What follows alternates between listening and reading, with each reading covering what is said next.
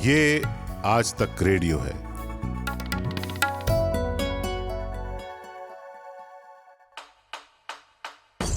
नायक और खलनायक, विद्वान और महारथी, कला के ऐसे सितारे जो अब भी आसमान में चमकते हैं, और ऐसी हस्तियां जो इतिहास में अमर है।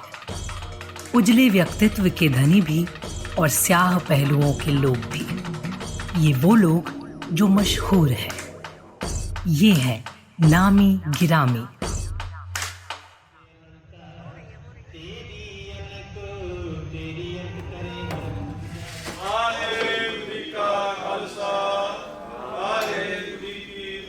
एक गुरुद्वारे के भीतर एक बंद कमरे में कुछ लोग एक छोटे से स्टेज पर बैठे हुए हैं, जिन्होंने सिखों की पोशाक धारण कर रखी है, और उनके सामने नीचे फर्श पर बैठा है एक लड़का 24-25 साल का।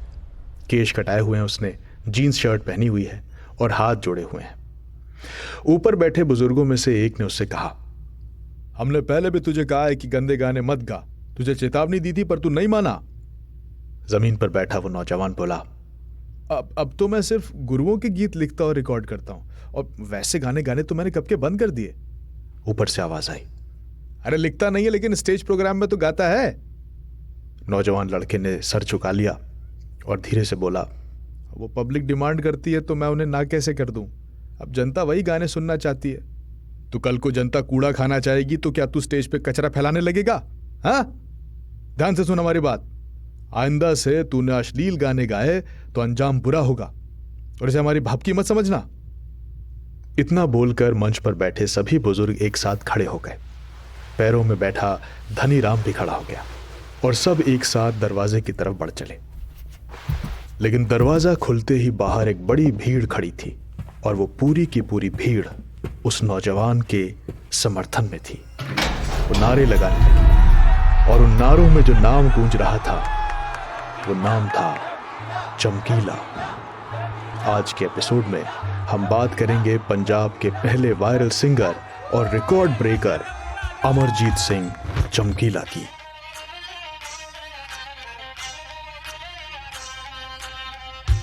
हेलो, मेरा नाम है जमशेद कमर सिद्दीकी और आप सुन रहे हैं नामी गिरामी। आपने कुश्ती के अखाड़ों के बारे में सुना होगा, जिसमें पहलवान लंगोट बांधकर मिट्टी में एक दूसरे से भिड़ते हैं। पंजाब में संगीत का भी एक अखाड़ा होता है। गांव मोहल्ले में छोटा सा मंच सजाकर 100-500 लोगों के बीच में गाना गाया जाता है, उसे भी अखाड़ा कहते हैं। अर्ली 80s में इन अखाड़ों में एक नाम चमकना शुरू हो गया था, और यह नाम था चमकीला।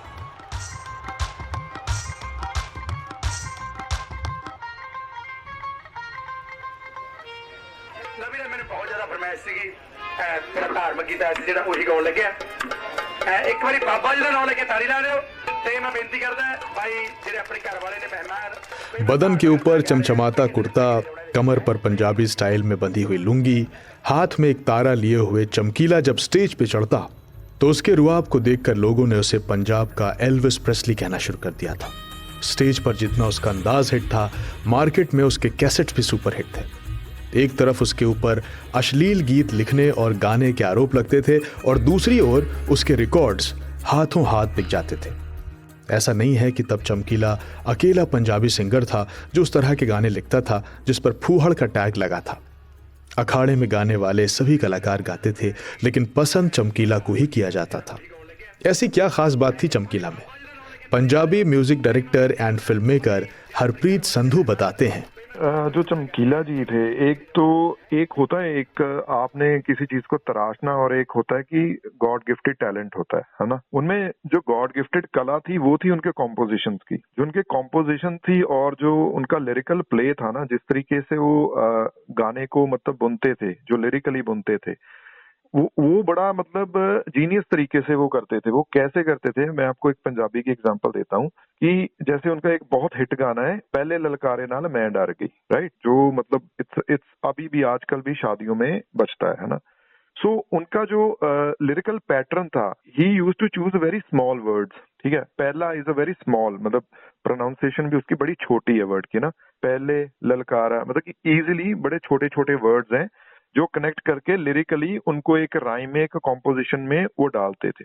और दूसरी बात जो थी उनकी, वो बहुत उस जमाने के हिसाब से बड़ा कंटेम्पररी लिखते थे। मतलब जो भी ऑब्जर्व करते थे, because he was from the Dalit family, right? तो ever since his childhood, whatever he saw and whatever he observed in real life situations, he penned it down. तो उन्होंने जो उस तरीके को परोया, मतलब अपने शब्दों में, तो वो चीज आज उस जमाने में किसी ने मतलब उस लेवल से विजुअलाइज नहीं की थी, परसीव नहीं की थी। तो वो इजीली जो लोअर क्लासेस थी और मिडिल क्लास के लोग थे, वो इमीडिएटली उस चीज से कनेक्ट करना शुरू कर गए। तो दूसरे सिंगर्स में क्या था कि दूसरे सिंगर दूसरे से लिखवा के फिर गाना गाते थे मोस्टली, और ये खुद लिखते थे और खुद गाना गाते थे। एंड जो भी लिरिसिस्ट सिंगर्स मोस्टली कामयाब हुए, इवन आज के दौर में ज्यादातर, गुरदास मान साहब ले लो, है ना, और आज के जमाने में सिद्धू मूसेवाला प्राइम एग्जांपल है। दे वर ऑल लिरिसिस्ट फर्स्ट। तो जब आप खुद लिखते हो ना गाना, तो आपको उसका फील, उसका लहजा पता होता है कि हमने उसको क्या मतलब फील देनी है, उसको निभाना किस तरीके से, तो आप उस चीज को बेटर जस्टिफाई कर पाते हो। तो ये उनका सबसे ज्यादा कोर प्लस पॉइंट था as comparative to other singers. नाम के पीछे चमकीला जुड़ने से पहले की बात बताते हैं आपको। 21 जुलाई 1960 को अमरजीत सिंह का जन्म लुधियाना के गरीब दलित परिवार में हुआ था। बड़ी मुश्किल से घर में चूल्हा जलता था, मेहनत मजदूरी करके 2 वक्त की रोटी का बंदोबस्त हो पाता था। अमरजीत सिंह भी छोटे मोटे काम करता था और परिवार का हाथ बटाता था। ये कोई 78 की बात है। तब अमरजीत सिंह एक मोजे के कारखाने में काम करता था। कारखाने में तो वो सबको अपने लिखे हुए गीत सुनाता ही था। साथ ही मजदूर उसको कहते थे कि हम तुम्हारा काम कर देंगे, बदले में तुम हमें गाने सुना दिया करो। इसी दौरान उसकी मुलाकात सुरिंदर छिंदा से होती है, जो कि पंजाबी गायकी में जमा जमाया नाम था। अमरजीत सिंह सुरिंदर के लिए शुरुआत में गाने लिखता है, संगीत की बारीकियों को समझता है और फिर एक दिन हिम्मत जुटाकर खुद ही स्टेज पे चढ़ जाता है और बन जाता है अमरजीत सिंह से कोट अनकोट गंदे गाने गाने वाला अमरजीत सिंह चमकीला। कई बार ना हमारी जो सोच होती है ना, वो समय से आगे की होती है बहुत ज्यादा, है ना। उस समय पे मतलब हालात ही ऐसे हो गए थे, लाइक जब उनका पीक आया उस टाइम पे हालात पंजाब में ऐसे थे कि ऑब्सीन तो अलग बात है, अगर आप कोई भी मतलब उस तरीके का गाना निकालते तब तो उसको टारगेट किया जाता था। अब उनकी इमेज इस तरीके की बनी हुई थी कि उसको थोड़ा ज्यादा उनको टारगेट किया गया। एक को हाइप उनकी इतनी ज्यादा थी, और जब आप हाइप पे होते हो तो सारे फैक्टर्स में आप ही नोटिस होते हो। अगर 4 बंदे गाना गा रहे हैं तो जो सबसे ज्यादा चढ़ाई में उस बंदे को सबसे ज्यादा नोटिस किया जाएगा, राइट। सो अब सीन क्या था एक्चुअली कि वो पोर्ट्रे करना चाहते थे जो रियलिटी है, जो वो फील करते हैं, है ना, मतलब कि जो उनको लगता था कि ये चीजें कोई बयान नहीं कर रहा। उन्होंने वो चीजें बयान करनी शुरू की, जैसे कि जीजा और साली का रिलेशनशिप हो गया, अपने ब्रदर इन लॉ का सिस्टर इन लॉ का रिलेशनशिप हो गया, है ना। वो बड़ी एक टैबू सी चीजें थी उस जमाने में, बट लोगों को पसंद आती थी। क्योंकि अगर आप पंजाब का कल्चर देखें ना, आजकल के जमाने में भी शादियां होती हैं तो उसमें जो मोस्टली लेडीज हैं, लेडी संगीत जिसका हम नाम देते हैं, अभी तो थोड़ा मॉडर्नाइज हो गया बहुत ज्यादा। गांव में आप शादियों पे चले जाओ तो लेडीज ना अपना ही एक फंक्शन क्रिएट करती हैं वहां पे, जहाँ पे वो जो बोलियां डालती हैं या जो लिरिकल पैटर्न्स जो अपने फोक से चले आ रहे हैं, they are very humorous and they are very satirical sort of, like कि वो मतलब प्रेजेंट मुद्दों की, रिलेशनशिप्स की बात करते हैं, है ना। बट वो थोड़े एक तरह से एक्सप्लिसिट होते हैं, कंटेंट उनका एक्सप्लिसिट होता है, जो कि आप पब्लिकली हर एक के सामने नहीं बयान कर सकते। जिस समय में पंजाब के गांवों में चमकीला का सूरज चढ़ रहा था, लोग उसके गीत पर नाच रहे थे। उसी समय भारत के इस हिस्से में आतंकवाद भी अपना सर उठा रहा था। खालिस्तान समर्थकों को चमकीला आंखों में चुभने लगा था। उसे चेतावनी दी गई कि जीजा साली, देवर भाभी, शराब, एक्स्ट्रा मैरिटल अफेयर्स जैसे विषयों पर गाना लिखना छोड़कर वो धार्मिक गाने लिखे, नहीं तो उसे मार दिया जाएगा। पंजाब में उन दिनों किसी का कत्ल हो जाना आम बात थी। चमकीला इन पचड़ों में नहीं पड़ना चाहता था। उसने धार्मिक गीत लिखने शुरू कर दिए। पहले वाले से ज्यादा बिके, लेकिन शादियों के माहौल में कोई धार्मिक गाने कितनी देर तक सुनता। लोग चमकीला के मैनेजर से तारीख पूछकर अपने यहां शादी करवाने लगे थे। अब इसलिए तो नहीं कि वो धार्मिक गाने सुनना चाहते थे। चमकीला स्टेज पर आता, ईश्वर के गाने गाता, लोगों से पुराने गाने ना सुना पाने के लिए माफी मांगता, तो लोग शोर मचाने लगते और आखिर में लोगों को खुश रखने के लिए और अपनी रोजी रोटी चलाते रहने के लिए वही गाने गाता जिनको गाने की मनाही थी।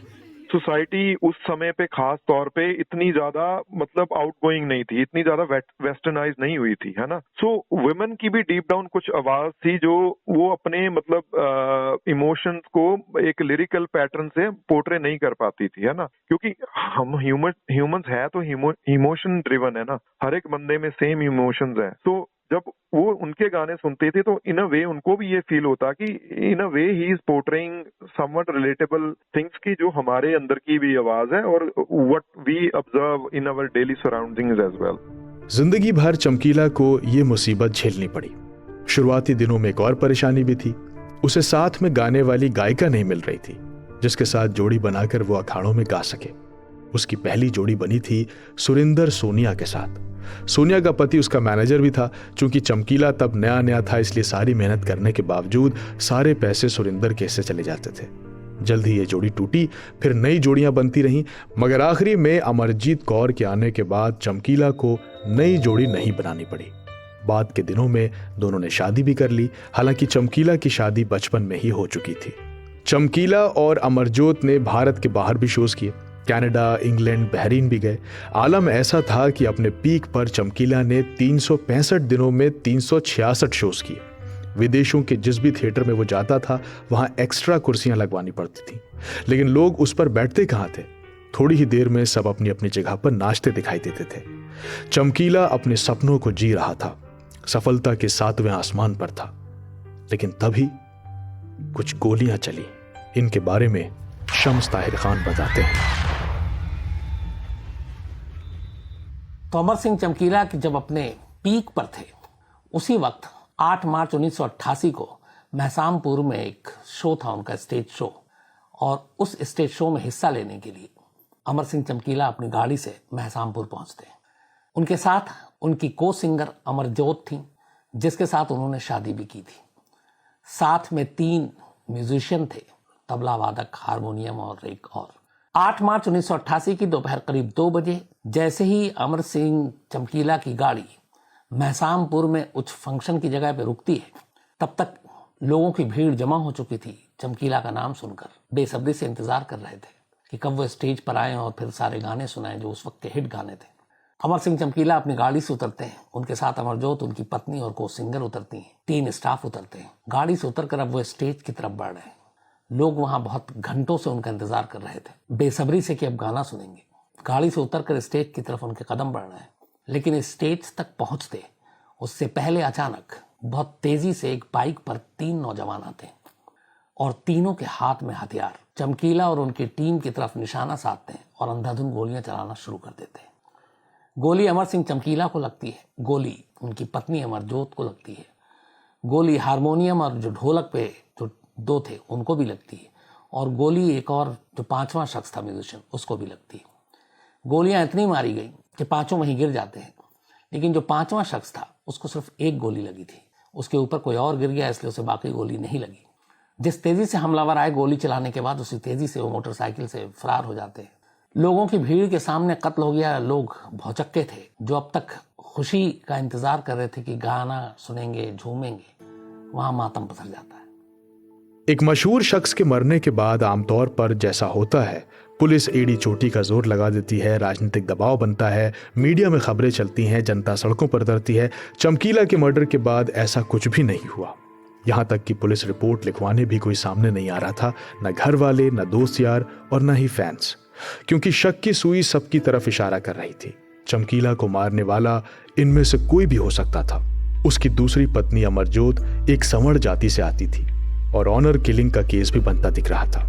उस वक्त के कलाकार उसकी सफलता से चिढ़े हुए थे, इसलिए वो भी शक के दायरे में थे, और वार्निंग के बाद भी अश्लील गीत गाने की वजह से वो समाज में कुछ लोगों की आंखों की किरकिरी भी बना हुआ था।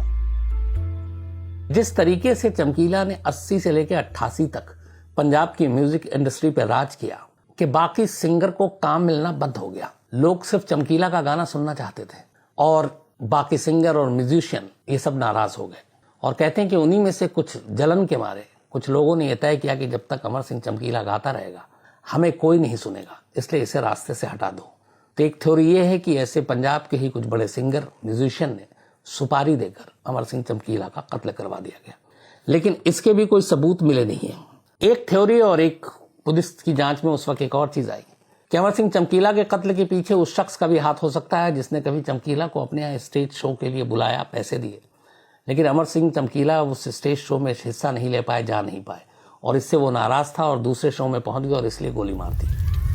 पंजाब जल रहा था, कत्लेआम हो रहे थे, जहां हजारों लोग मरे जिनको इंसाफ नहीं मिला। उसी लिस्ट में चमकीला का नाम भी जुड़ गया। 8 मार्च 1988 को भरी सभा में फैंस के बीच चमकीला, अमरजोत कौर और उसके पार्टी के 2 लोग मारे गए। मारने वाला कौन था आज तक नहीं पता चला। 27 साल की उम्र में चमकीला इस दुनिया से चला गया, मगर आज भी उसके गाने शादियों में गाए जाते हैं, यूट्यूब पर सुने जाते हैं, और अब वो अश्लील नहीं माने जाते और उन्हें खूब पसंद किया जाता है।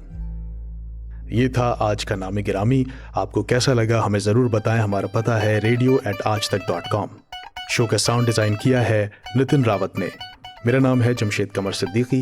सुनते रहिए आज तक रेडियो। नमस्कार। ਨਵੀਂ ਨੇ ਮੈਨੂੰ ਬਹੁਤ ਜ਼ਿਆਦਾ ਫਰਮਾਇਸ਼ ਸੀਗੀ ਮੇਰਾ ਧਾਰਮਿਕ ਗੀਤ ਸੀ ਜਿਹੜਾ ਉਹੀ ਗਾਉਣ ਲੱਗਿਆ। ਇੱਕ ਵਾਰੀ ਬਾਬਾ ਜੀ ਦਾ ਨਾਮ ਲੈ ਕੇ ਤਾੜੀ ਲਾ ਦਿਓ ਤੇ ਮੈਂ ਬੇਨਤੀ ਕਰਦਾ ਭਾਈ ਜਿਹੜੇ ਆਪਣੇ ਘਰ ਵਾਲੇ ਨੇ ਮਹਿਮਾਨ ਵੀ ਮੈਂ ਧਾਰਮਿਕ ਰਚਨਾ ਗਾ ਰਿਹਾ ਵੀ ਕਿਸੇ ਨੇ ਪੈਗ ਨਹੀਂ ਲਾਉਣਾ ਇਹਦੇ ਵਿੱਚ ਹੈ, ਮੇਰੀ ਬੇਨਤੀ ਹੈ।